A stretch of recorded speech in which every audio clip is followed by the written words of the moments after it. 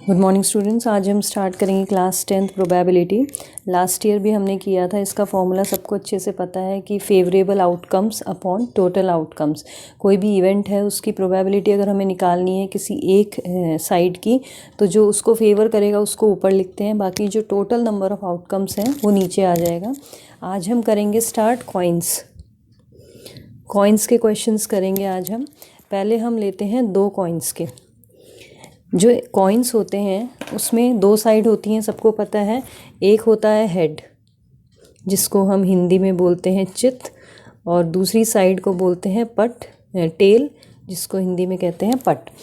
तो जो front side होती है जहाँ नंबर लिखा होता है उसको हम बोलते हैं हेड, और इसकी बैक साइड को हम बोलेंगे टेल। तो जब 2 कॉइन्स के ऊपर क्वेश्चंस आते हैं, मान लो ये 2 कॉइन्स हैं, इनको हम टॉस करते हैं, तो इसमें क्या क्या आ सकता है। पहला क्या आया है, टेल, दूसरे में हेड। हमने ये देखा जब टॉस किया तो एक में टेल आया, एक में हेड आया। इसको हम अगर दोबारा करेंगे तो शायद आगे वाले में हेड आ जाए, पीछे वाले में टेल आ जाए, और ये भी हो सकता है कि दोनों में टेल आ जाए या दोनों में हेड आ जाए। इससे ज़्यादा और ऑप्शंस तो नहीं हो सकते। तो टोटल आउटकम्स हैं 4। अब टोटल आउटकम्स निकाल लिया है तो हमें प्रोबेबिलिटी निकालने में अब कोई दिक्कत नहीं आएगी। अब अगर प्रोबेबिलिटी पूछा है ऑफ गेटिंग ओनली 1 हेड, इसमें वर्ड्स का ध्यान रखना है। ओनली पूछा है कि सिर्फ एक हेड आने की प्रोबेबिलिटी क्या है, तो ये 2 वाला नहीं लेंगे हम। ये दोनों में एक एक बार आया है तो कितने हो गए, 1 2 2/4। इसको सिंप्लीफाई करेंगे, काटेंगे तो 1/2 हो गया answer. Probability of getting at least 1 head. At least का मतलब क्या है कि कम से कम एक हेड, एक चित तो आना ही चाहिए। तो 2 भी आ सकते हैं, तो हम इसमें इसको भी गिनेंगे 1 2 3, तो ये हो जाएगा 3/4। ये प्रोबेबिलिटी में ये आंसर आता है इसका। तो इस टाइप के क्वेश्चन है, इसमें हेड की जगह टेल भी हो सकता है।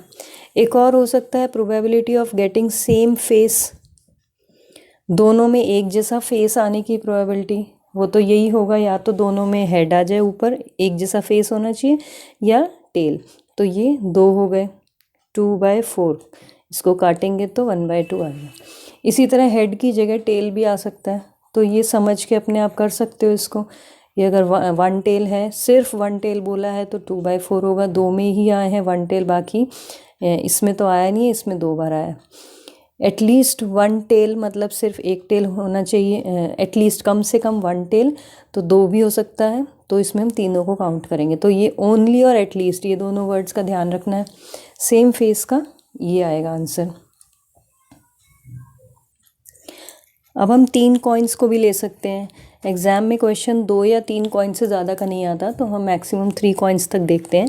अगर हम इन तीनों कॉइन्स को टॉस करते हैं तो एक पे टेल आया, इन 2 पे हेड आए, तो क्या आया, टेल हेड हेड।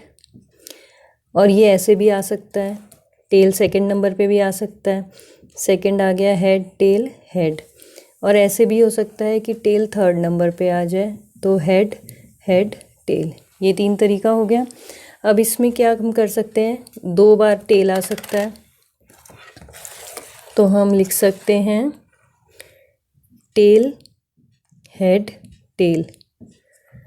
अब हम इसको फर्स्ट नंबर पे ले आते हैं, हेड टेल टेल।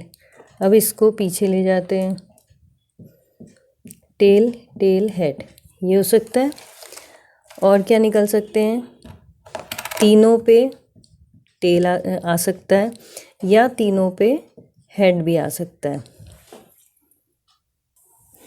तो ये कितने टोटल आउटकम्स हो गए, 8। अब हम इस पे भी क्वेश्चन कर सकते हैं, same probability of getting tail. तो अगर खाली टेल पूछा है तो 1 2 3 जितनी बार भी आए सारे काउंट करेंगे। सब में टेल आया है सिवाय इसके, तो हम 7/8 लिख सकते हैं। ऐसे ही अगर हेड पूछा है तो उसमें भी ये वाला छोड़ के सब में हेड आया है, तो ये 7/8 हो जाएगा। अगर एटलीस्ट 2 टेल पूछा है तो जिसमें 2 बार टेल आए हैं और एक 3 बार इसमें एटलीस्ट पूछा है, तो कम से कम 2 तो 3 भी ले सकते हैं। 1 2 3 4, 4/8 हो गया। एटलीस्ट 3 टेल्स पूछा है, तो एटलीस्ट में ये 3 बार इसमें आया है, तो 1/8 हो जाएगा। ऐसे सिमिलरली हेड्स के भी क्वेश्चन हो सकते हैं। तो जब टोटल निकाल लेते हैं हम किसी चीज़ का, उसके बाद फेवरेबल ढूंढना बहुत ईजी हो जाता है। उसको इस तरह से लिख लो और उसमें से जो क्वेश्चन में पूछा है उसको ध्यान से पढ़ना है कि इसमें क्या निकालना है हमें, और उनको काउंट करके ऊपर लिख के divided by total number of outcomes. अब इसमें अगर सेम फेस पूछा जाए तो सेम फेस 2 ही बार आया है, तो 2/8 हो जाएगा। अब एक तुम्हें डायरेक्ट फॉर्मूला बताती हूँ। अगर 2 कॉइन्स के क्वेश्चन है और हमें टोटल निकालना है, तो हमें देखा था 4 आया था टोटल। ये 4 कैसे आया? 2 की पावर 2, मतलब कि ये जो 2 कॉइन्स हैं ये ऊपर आएंगे यहाँ पर, कॉइन्स जितने भी हमने लिए हैं, और ये होते हैं 2, मतलब कि 2 आउटकम्स हैं, हेड और टेल। तो जो यहाँ लिखते हैं ये होता है आउटकम्स। अब जैसे हम अगर 3 लेते हैं, 3 कॉइन्स लिए हैं, तो 3 पावर में जाएगा और हर एक के 2-2 आउटकम्स हैं, हेड टेल दोनों में यही हेड टेल होते हैं, सिर्फ 2 से ज़्यादा नहीं होते। तो यहाँ 2 आएगा। 2 की पावर 3 क्या होता है? 2 × 2 × 2 8। तो ये डायरेक्ट फॉर्मूला है टोटल निकालने का। क्योंकि कई बच्चे जब आउटकम्स लिखते हैं तो वो कंफ्यूज हो जाते हैं और एक आधा मिस कर देते हैं, तो इसलिए ये फॉर्मूला याद रहेगा। तो चेक कर सकते हो कि तुमने टोटल ठीक लिखे हैं कि नहीं, पूरे लिखे हैं कि नहीं लिखे। अब जैसे वर्कशीट में एक क्वेश्चन आया हुआ है कि 2 कॉइन्स को 120 टाइम्स टॉस किया है, तो ये क्या हो गया? टोटल हो गया ना, इतनी बार इनको टॉस किया है, जिसमें कि 60 टाइम्स 2 टेल्स अपीयर हुए हैं और 48 टाइम्स 1 टेल अपीयर हुआ है और 12 टाइम्स 0 टेल अपीयर हुआ है। मतलब कि 120 बार टॉस करने पे 60 बार सिक्के दोनों टेल पे गिरे हैं, 48 बार ऐसा हुआ कि एक टेल है एक हेड है, और 12 बार ऐसा हुआ है कि टेल आया ही नहीं है, हेड है। अब प्रोबेबिलिटी निकालनी है ऑफ गेटिंग 2 टेल्स। तो इसमें तो कुछ निकालना ही नहीं है। 2 टेल वाला देखो ये 60 है, 60 डिवाइडेड बाय 120। 1 टेल का निकालना है तो 48 डिवाइडेड बाय 120, 0 का है तो 12 डिवाइडेड बाय 120। ऐसे ही अनसॉल्व्ड क्वेश्चंस में दिया हुआ है कि 500 टाइम्स टॉस किया है, जिसमें कि टेल अपीयर हुआ है 159 times. Probability of getting a tail, तो वही हो जाएगा 159/500। बहुत सिंपल क्वेश्चंस होते हैं प्रोबेबिलिटी के। इसी में सेकंड क्वेश्चन है, 2 कॉइन्स को टॉस किया है, write the favourable outcomes for the following event getting at least 1 tail. Probability of getting at least 1 tail अभी हमने किया था। एटलीस्ट 1 मतलब कि कम से कम एक बार, तो 3 बार आते हैं टेल, एक बार हेड टेल, एक बार टेल हेड, टेल टेल और हेड हेड, तो 3 बार एटलीस्ट आया है बाय 4। गेटिंग नो टेल,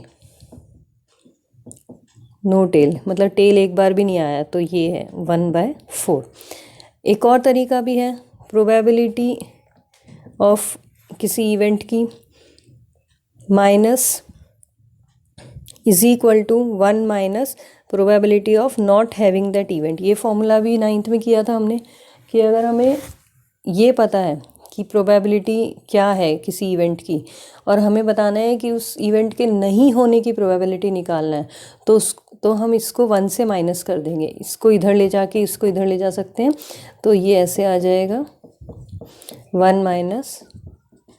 तो इनमें अगर हमें कुछ भी पता है, अगर हमें ये पता है नॉट फेवरिंग द इवेंट और probability of getting the event, दोनों में से हमें कुछ भी पता है, तो 1 में से उसको माइनस कर देंगे तो आंसर आ जाएगा। इसका मतलब जो प्रोबेबिलिटी होती है वो हमेशा 0 से बड़ी होती है और 1 से छोटी होती है। 0 का मतलब क्या है कि इवेंट है ही नहीं, बिल्कुल नॉट श्योर, और वहाँ 1 क्या होगी, जब प्रोबेबिलिटी ऑफ जो बिल्कुल श्योर होगी, प्रोबेबिलिटी होनी ही होनी है, सर्टेन होगी, तब हम उसको इज इक्वल टू 1 लिखते हैं।